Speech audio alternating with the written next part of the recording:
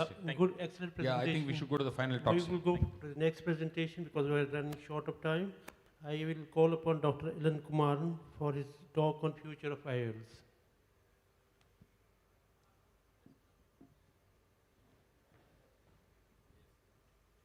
Thank you, sir. Good morning, sir, all of you. At the outset, I would like to thank the scientific committee, APAO, for providing me this opportunity to address a gathering, such an august gathering in the presence of very experienced surgeon. The goal of any surgery in the eye, is to provide good functional vision for all distances. Not only this, patient should be satisfied and there should be no dysphotopsias. So everyone has spoken about the surgical techniques. I'm coming into the IOLs, not what we have now, but what we are going to get in the near future. As regards what an IOL should correct, it should correct all these things. And last one, what I would like to say is one lens custom solution, so that we don't have different types of lenses, different types of injectors. One lens to do it, but no company is going to bring it, so I've removed it. They want their money. Now, as regards what the lenses are available, to most extent, we have almost conquered astigmatism, myopia, hyperopia, given premium vision, and then almost treated presbyopia. I said almost treated presbyopia, but then are we complete in that? So these are the two techniques what I'd be talking about. Number one, if we create any refractive error, if there is any residual error, we should be able to treat it. That is, it should be reversible. Number two, by final frontier for any refractive surgeon is presbyopia. How do we do it? We have enough number of toric, multifocal, trifocals, toric, multifocal, trifocal lenses, which give clear vision. But then is the patient happy? Does it give the vision of a teenager or at least of a person who's less than 40 years of age? No, the answer is no. While monofocal provides distance, clear vision, bifocal and trifocals to a certain extent provide near and intermediate vision, but not that crystal clear vision what we used to have. Invariably, a patient has all these things: glare, halos, loss of contrast, quality of vision is affected, and he is dissatisfied. Thanks to all these rings or the other things what we are creating. If not the rings, we are at least creating a spherical aberration there and then improving the depth of focus.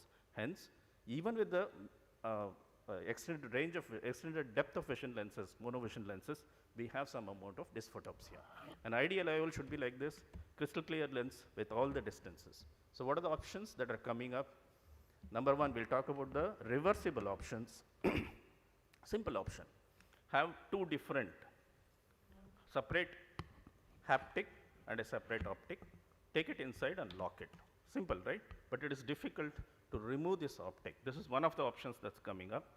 Instead of that, what is exciting in this group is to fill the capsule with an artificial capsule. It's called an Omega Gemini capsule. Put it inside and then place the lens. What this artificial capsule does is, it inflates the bag so that it doesn't allow it to become fibrosed, and the lens is in place.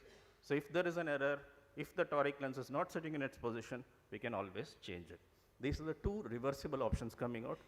This particular one, no clinical trials have been done, but then looks exciting. He is the inventor of this capsule. Now, as regards presbyopia, now here you can see that this is a combination of the previous one what we are talking. There is an artificial capsule that is placed, and there is a dual optic lens that is there. Clinical trials have been done. Only the pilot trials have been done, and that's what has been noted. Good depth of focus as compared to a monofocal vision. Good vision so that the patient is satisfied with very little dysphotopsia. Effectively, what it does is, the lower part corrects most of the power, the upper part, the anterior curvature changes utilizing the ciliary body contraction, our own accommodation, and then apparently it gives the depth of focus almost 3.5 diopters. That is what it is giving. The third option is, why not replace it with two different liquids inside? How do we place it? That's something still they have not released it.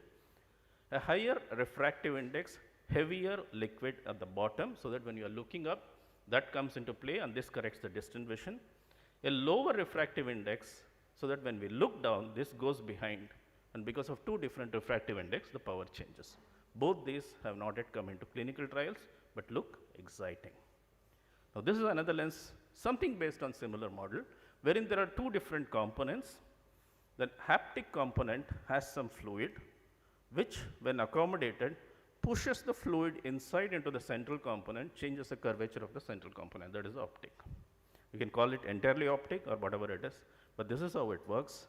Clinical trials, sorry, 1 minute. Clinical trials have been done. In fact, Alcon has purchased this company, and probably, if it is successful, we may be seeing it in the near future. No rings, good vision with most of these lenses. Now, what is really available right now are these reversible lenses. Many of you would have heard about it. A simple cataract surgery, low stress, simple surgery. Do the post-operative refraction, preferably at the end of 6 weeks. Look at that refraction, feed it into the machine, and treat the lens. What does the machine do? The lens is a silicon 3-piece lens.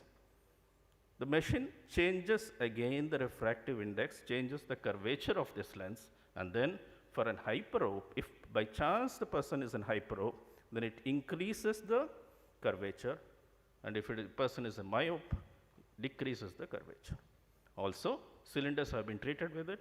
This is not only clinical trials, it's available in the market in US also.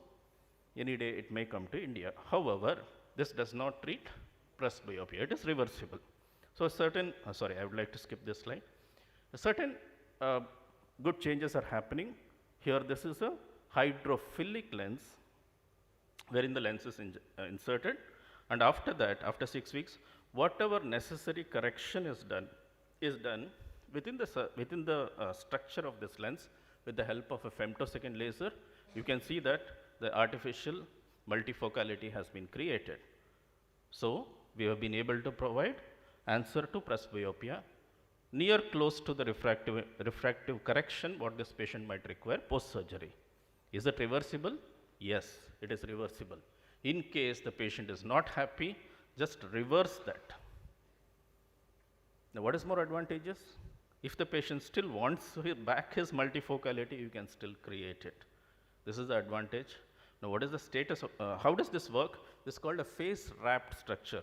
Inside two different refractive indices, if you create these kind of increase the refractive index and create a multifocality, what you normally create in a normal lens, 0.4 diopter change, gets converted into almost 3.3 diopter change. That's how it's successful with such low quality of change. Yes, sir, last minute, I'm almost in the last. So it changes the local refractive index. What is the status of this? Still not tried in humans. However, rabbit eyes, this is the thing. Targeted refraction, what was intended, what is actual, almost close. So it has been successful there. It has to come into the electronic IOLs. They came, they went, Aya, not much about it. But if there is one dream IOL I would like to think of, maybe place an IOL, something like a Google lens, so that you can see, you can make whatever, like the Google lens which had come in, it went out of focus. That's a dream. Thank you for providing.